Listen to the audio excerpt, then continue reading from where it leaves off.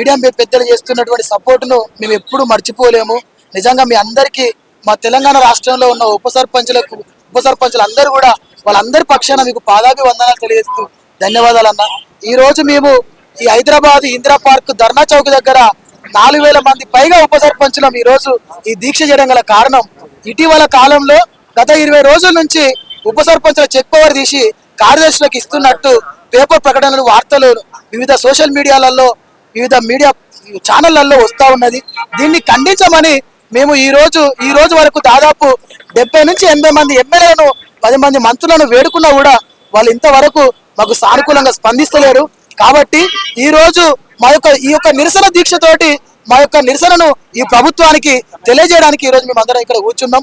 మా ముఖ్యమైన డిమాండ్లు ఏంటి అని అంటే, ఈ ఉప సర్పంచుల చెక్ పవర్ అనేది వస్తున్నటువంటి వార్తలను ఖండించాలి. ఎందుకంటే 2018 చట్టం ప్రకారంగా మీరు ఆ రోజు ఏ విధంగా అయితే ఎలక్షన్ లో వేయరో అదే విధంగా మేము ఎలక్షన్ లో పోటీ చేసి గెలిచిన వాళ్ళం. కాబట్టి ఈ చెక్ పవర్ పైన వస్తున్న ఈ వదంతులను ఖండిస్తూ శిలాఫలకాల మీద పేర్లు సర్పంచ్ తో పాటు ఉప సర్పంచులు మరియు వార్డు సభ్యులే కూడా ఉంచాలి. అదేవిధంగా వార్డు మెంబర్లకు 3000 రూపాయల జీతం, ఉప సర్పంచులకు 5000 గౌరవ వేతనం ఇవ్వాలి. అదేవిధంగా స్టాండింగ్ కమిటీలో చైర్మన్లుగా సర్పంచులతో పాటు వైస్ చైర్మన్లుగా ఉప సర్పంచులను కూడా చేర్చాలి. అదేవిధంగా తీర్మానాల సంతకాలు సర్పంచ్ సెక్రటరీలతో పాటు ఉప సర్పంచుల సంతకాలకు కూడా అవకాశం కల్పించాలని ఈ రోజు 4000 మంది ఉప సర్పంచులతోటి ఇక్కడ దీక్ష కార్యక్రమం చేయడం జరిగింది.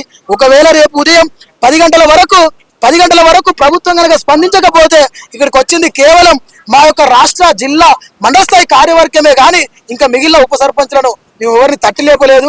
రేపు గనక 10 గంటల వరకు ప్రభుత్వం మాకు సానుకూలమైన స్పందన రాకపోతే పక్కా 12,760 మంది ఉప సర్పంచులతో పాటు 1,00,000 మంది వార్డు మెంబర్లను, అవసరమైతే మాకు మద్దతు తెలిపేటటువంటి అన్ని కుల సంఘాలను, ప్రజా సంఘాలను, విద్యా సంఘాలను, అఖిలపక్ష పార్టీలతో కలిసి పెద్ద ఎత్తున రేపు హైదరాబాద్ ను కూడా దిగ్బంధం చేయడానికి మేము సిద్ధంగా ఉన్నామని ఈ సందర్భంగా ప్రభుత్వాన్ని హెచ్చరిస్తూ, దయచేసి ప్రభుత్వం మాకు ఆ దిగ్బంధం చేసే అవకాశాన్ని కల్పించకుండా రేపే మాకు సానుకూలమైన స్పందన ఇవ్వాలని మనస్ఫూర్తిగా కోరుకుంటూ ఇస్తారని ఆశిస్తూ మీ అందరికీ ధన్యవాదాలు.